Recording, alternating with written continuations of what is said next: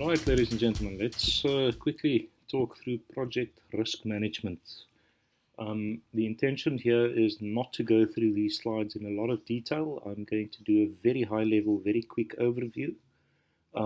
These are one of the areas that we will probably not include in the scope of the test that you're writing on Friday, and probably also it will probably be out of scope for the exam as well. I'm just going to very quickly run through this to give you a good overview, as we have spoken about the risk extensively during the earlier parts of the course. Okay, learning objectives, understanding risk, the importance of good project risk management. And then again, we'll take a look at some of the common sources of risk. We have discussed this in class quite extensively already. And then what is the process of risk management? How do you create a risk register? We will look briefly at qualitative and quantitative risk management techniques. We will look at examples of responses to risk. How do you actually respond to risk to address both negative and positive risks, risk control, and then another brief note on how software can actually assist you in the process.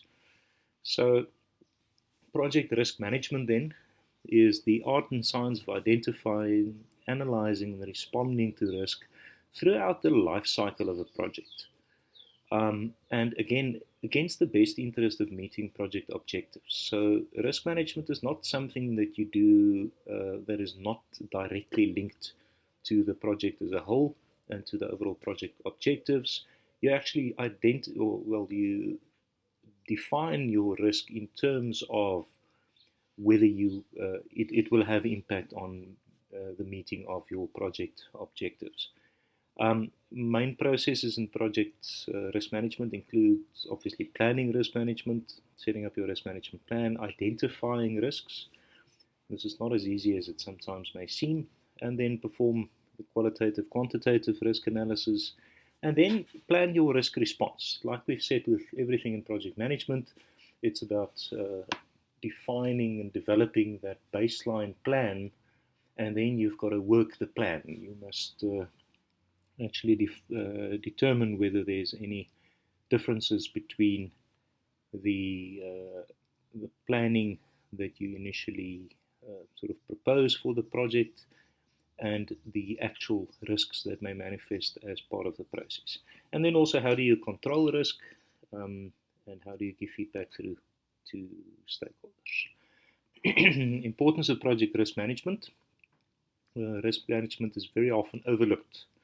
People tend to be in their comfort zones, ignoring some of the risks. They may know about that, but they actually never sit down and really either identify in a structured manner what the risks are, or identify beforehand the plan and the responses should particular risks manifest. And I think that's the core takeaway for me from project risk management, is the fact that you need to deliberately sit down and actually look at these risks. Number one, to understand what they are, but number two, to think beforehand what your potential response plans would be should some of these risks manifest. We are typically not that good with risk management. So in terms of the different project management knowledge areas that we've dealt with, there's a study that you see there in the first bullet point, shows that risk actually has got the lowest maturity rating. We're not particularly good at this. So, and that was found across different studies. So, in terms of the maturity of risk management, we've definitely still got an issue, and you actually see that in the fact that a whole lot of projects fail because of potentially predictable risks that could have been managed if someone just put proper plans in place beforehand, and not only responded when the risk actually manifested itself. Right. What are the benefits from managing risk better? well, we can obviously anticipate and avoid problems, we can prevent surprises. I said to you before in class that corporate boards and corporate CEOs really hate surprises.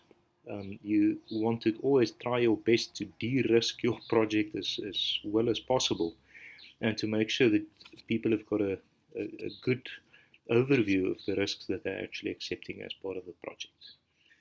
Right, there has been numerous examples of the big financial crisis in 2008, for example, where there was huge risks that suddenly people suddenly became aware of that, and it had an enormous amount of impact on industry. So the option of just saying, it's okay, we don't really need to look at risk management in detail on a project can often be very dangerous, because you never know exactly where these type of big industry changing events can come from.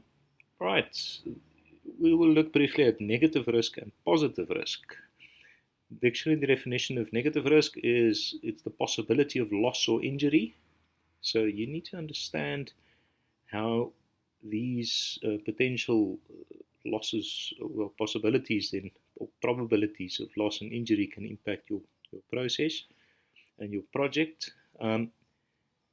So negative risk management is a bit like a form of insurance. It's investment in trying to minimize the possibility of loss or injury. But the risks can also be positive. If you take no risk, they often say no risk, no return.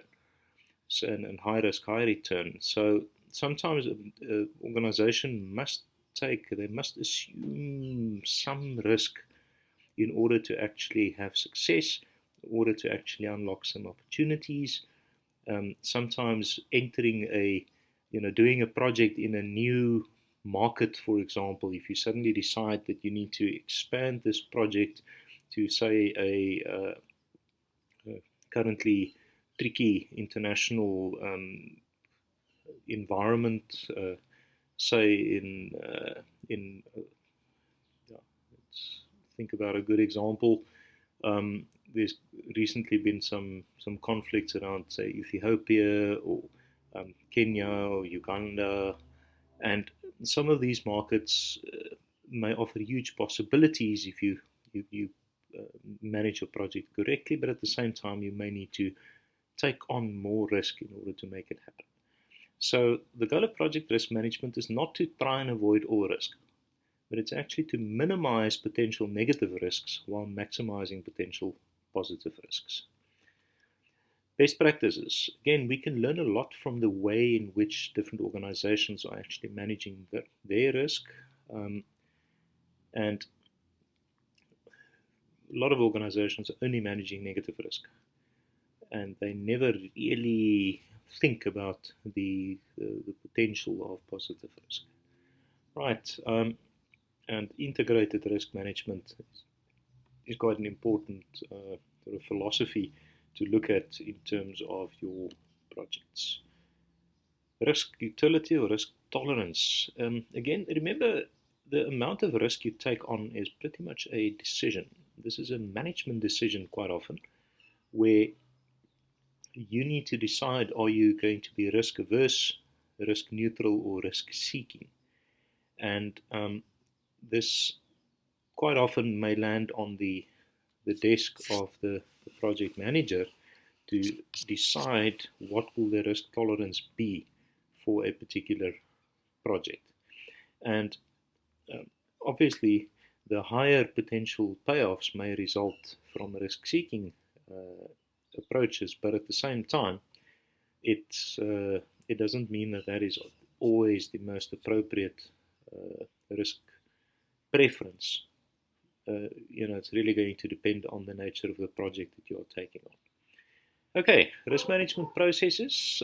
Planning risk management, of course, like with any of the other knowledge areas, planning risk management starts simply by having a plan and by ensuring that you identify the risks, you perform qualitative and quantitative risk analysis. Qualitative, the non-numerical risks, and quantitative, obviously the numerical or numerically estimating the effects of risk. You plan your risk response, and then you look at the controlling of risks. Right, some of the process outputs. Most important ones there for me is a risk management plan and a risk register. And in terms of the risk management process, it's also very important that, once you've got your risk management plan and your risk register, these are live documents, specifically your risk register. That must be updated throughout the process, or the project rather. Otherwise, you will be missing risks. You will be missing risks in the changes in the potential impact of risks, etc. Right. So the risk management plan is a document that documents procedures for managing risk throughout a process, or a project rather. Should be reviewed on a regular basis, and the level of detail, it's almost like the work breakdown structure here. It's going to depend to what level of detail you want to analyze this down and break it down.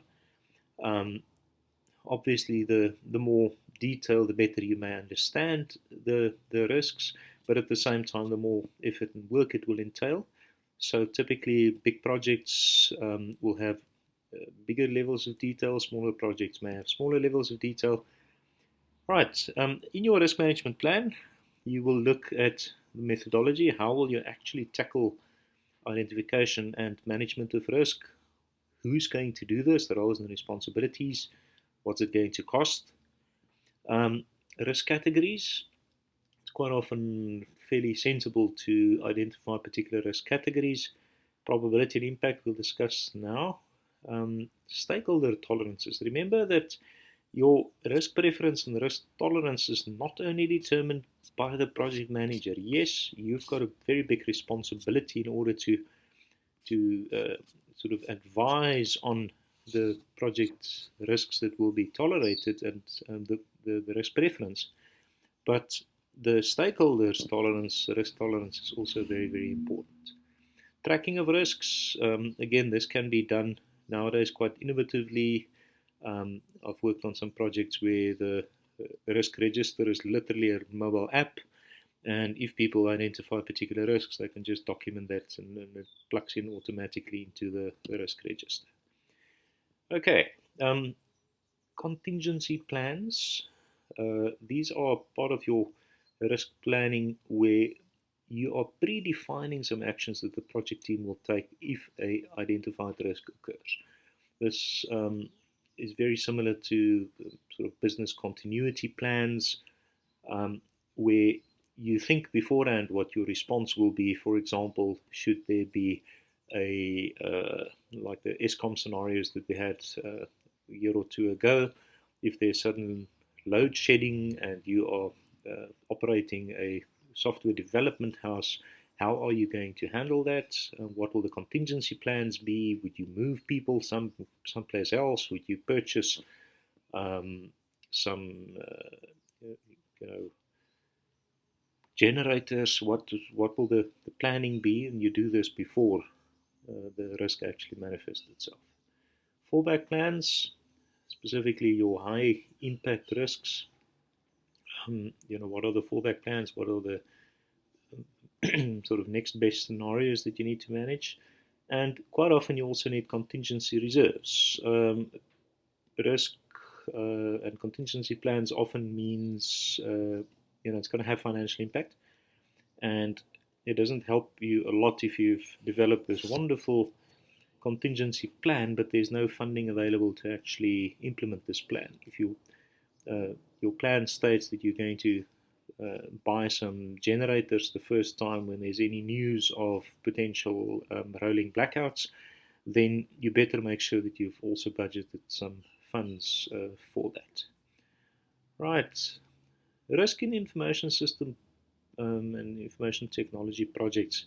There's quite a lot of sort of generic risks that may manifest themselves within software development.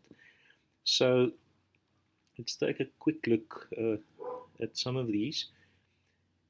The things that make projects successful, in other words, that can help you reduce risk. Number one is user involvement. So we've said it quite often that, especially with agile project management techniques, user involvement as early as possible in the process is one of the primary reasons for the success of agile. Executive management support, that's also a critical one. I've said it in class numerous times that if you do not have executive management support for a project, I almost want to go as far as saying, stop the project until you've got that. Otherwise, your whole project will always be at risk. Clear statements of requirements. People that didn't properly specify what the requirements of the project need to be will typically have a lot of project risk issues because there's never been clarity around that. Right, broad categories of risk. You can face market risks. That's, for example, sudden changes in the exchange rate, currencies, etc. Financial risks. That may be changes in accounting methods, for example, that can suddenly have impact on your project. Technology risks. That may be something like one of the big technology vendors suddenly withdrawing support for one of the software products that you're using. People risk. There is this tragic example of the whole top management of a big listed company that all flew in one helicopter a couple of years ago, and that helicopter crashed, and suddenly it had enormous impact on the whole organization. So people risk, there's numerous other examples of that. Structure and process risks. Again, there's a whole lot of categories of risk that you may face, and you need to plan around all of that. Right. The single biggest problem, and that's what this KPMG study identified, is that people are not managing risk properly. And the timing of risk management is also an important consideration.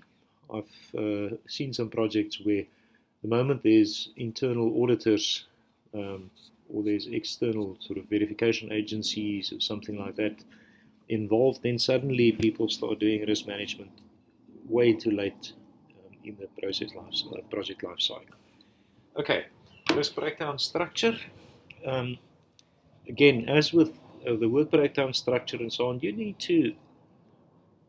there's a hierarchy of potential risk categories. You need to understand that, and you need to identify and categorize different risks. So for IT project, it may, for example, look something like this. We've got business risks, technical, organizational, project management risks. Organizational risk may be the executive support issue that we've just spoken about. Technical may be hardware that may be imported from overseas vendor where there is political unrest, for argument's sake. So the more you understand of the different risk categories, the easier it becomes for you to actually break them down and also quantify the risks. Each of the different knowledge areas, the project management knowledge areas, have got particular risks relevant to them. So scope management, for example, poor definition of scope is a risk factor. Time management, if you made grave errors in estimating time or resource availability, that introduces risks into the process. Cost, estimating errors. Classic one here is people completely underestimating the time, the cost of professional services time, for example. And human resources, conflict management. We've spoken about conflict in the human resource module. So again, the emphasis here is there's lots of different risk conditions that may attach to each of the different project management knowledge areas. Right. How do you identify risk? A whole lot of different techniques. I'm not going to go through them in a lot of detail here. Brainstorming, the Delphi Technique, interviewing SWOT analysis. SWOT stands for strength, weakness, opportunity, and threat. Very old, but very, very valid and useful technique to actually quickly identify risks. Brainstorming, we've spoken about that in class. I'm not going to go through this in detail now. Read through it. Delphi Technique is basically a technique where you've got a panel of experts, and through a structured process, repeated rounds of questioning, written responses, you can actually generate very good estimates of risks, estimates of risk categories, etc. It's a technique that I've used myself during my master's study, and it enables you, specifically with technology, to get inputs from people all over the world in a very cost-effective manner. So quite an interesting technique. Interviewing, fact-finding interviewing. Again, interviewing in this sense will mean listening more than talking. So that's quite an important technique. SWOT, strength, weakness, opportunities, threat. It's a technique that you will probably be familiar with already. And then all of this can lead, its inputs into the risk register. The risk register is a document that contains the results of risk management processes. It's often a table or a spreadsheet. I also like adding sort of traffic light type of green, amber, and red to this, that you can immediately, at first glance, you can actually see what your big risk areas are. Okay, risk register content. Again, identification numbers, same as with anything in project management, you need to be able to track and trace it. Ranks, categories, root causes, etc. Right, triggers, what will actually trigger particular risks, potential responses, who owns the risk. This is very important, that the risk management also needs to be allocated to particular responsible people. The status of each risk, what are we currently doing about this? Is this currently a problem or not? We've earlier said that risk is all about probability, and the probability by definition means that we're not sure if something is going to happen. So some risks may have a higher probability than others, so we know for sure that there may be rolling blackouts, but we do not know for sure that there may be a earthquake in the Belleville CBD. So the probability issues are always very, very important in the risk management. And what you're trying to do with your risk management plan is you need to indicate, you identify what's the high probability, high impact risks, so that you need to actively manage them, but at the same time you're still aware of the other potential risks. Right, qualitative and quantitative. There's various ways of doing qualitative risk analysis. You typically need to do a combination of both qualitative and quantitative. Quantification tools, probability impact matrix, it's probably the most used tool. Expert judgment, just getting opinions from people that actually work in a particular area, etc. So let's go through this quickly. Probability impact matrix. This is something that is very basic, but at the same time it's quite powerful. You identify, just want to quickly, this is a nice example. You basically identify in terms of probability and impact on your project goals. If it's got low impact and low probability, then it's obviously something that you don't need to have sleepless nights over. And the moment you've got high impact and high probability, there's a big chance that this will happen and it will have high impact. Then these are obviously things that you need to manage very actively, and that you need to be very aware of as you go through the project lifecycle steps. So the same with the rest of the matrix here. Understanding that yes, it's got a very high probability of happening, but it's got a very low impact, means that you can set aside appropriate strategy to manage that particular risk, and you can also decide how much funds you must actually allocate in terms of the the eventuality of this particular risk manifesting. Right, probability of failure, consequence of failure. Very quickly see here, right, this is the high risk, high consequence of failure, high probability. So these are typically the risks that you need to manage more actively, or that you need to very definitely ensure that you have transferred the risk. I'll speak about that now. Top 10 risk item tracking is again just a technique where you identify the highest, sort of the top 10 risk items, and you track them, something like this. And you also track changes in the ranking, which will obviously show you if there's particular risk dynamics that you need to be aware of. Watch lists, you identify low priorities, risks that are low priority, but you still need to be aware of that, and we still need to monitor that. And here, a lot of sort of automated technology software that sends information to you the moment there's some exception, etc. That can be very useful. We have gone through the Titanic case study in the video in class, so I'm not going to go through this now. Quantitative decision tree analysis, simulation, sensitivity. So you can basically go and you take a look at the different risks that you've identified, and now you drill down and try and get information that's as accurate as possible in terms of what will the impact of this risk be, what's the probability that this is going to happen. And this can be things like decision trees, which is a diagrammatic analysis technique to select the best course of action in situations in which future outcomes are uncertain. Estimated monetary value can help you to put a monetary value to a risk. You can say this will probably cost us X if it happens.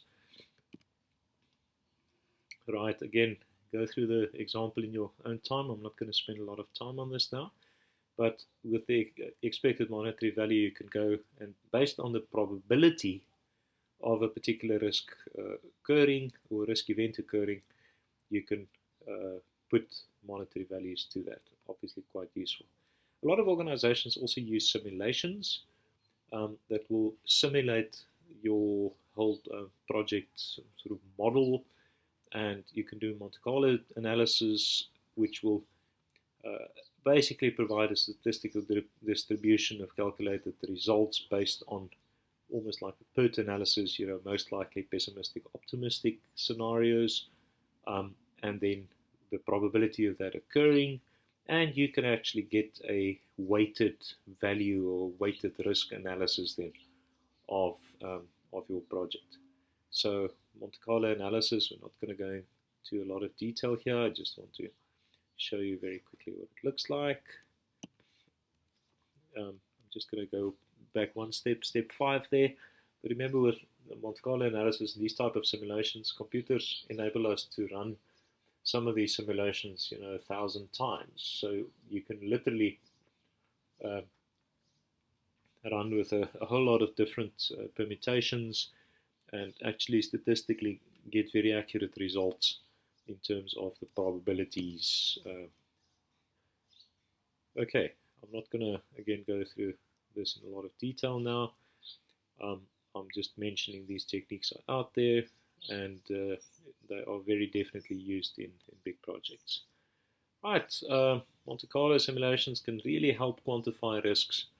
The National Aerospace Plan, for example, General Motors, Eli Lilly, pharmaceutical company, Procter & Gamble, all these organizations actively use simulation software. Sensitivity analysis, that'll also, the moment you've got a breakdown of a sort of hierarchy of the risks, you also need to understand the sensitivity between the different variables in a risk, sort of your project's different risk elements, because the moment you deal with one risk, you may actually be inadvertently introducing other risks. So spreadsheet software, Excel, etc.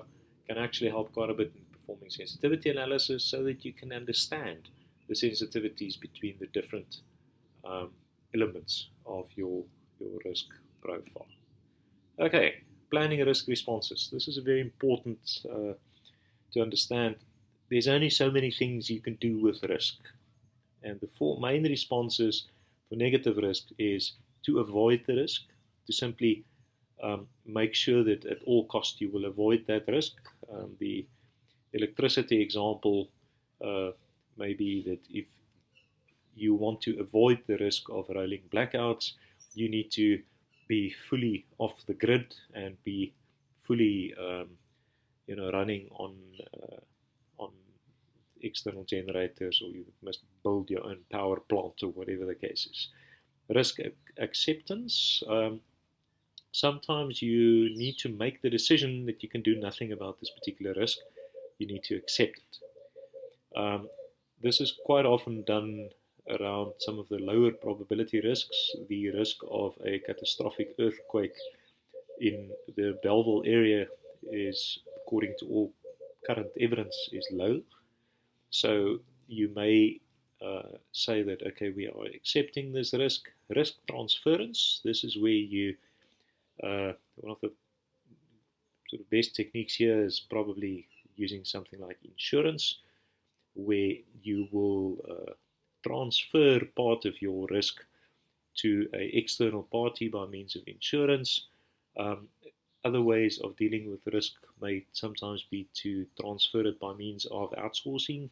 There's different models for transferring risk. Risk mitigation.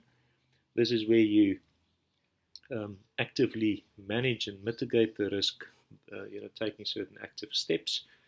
And typically, it's going to depend on which risk you are dealing with, how you will, or what your main response strategy for those risks may be.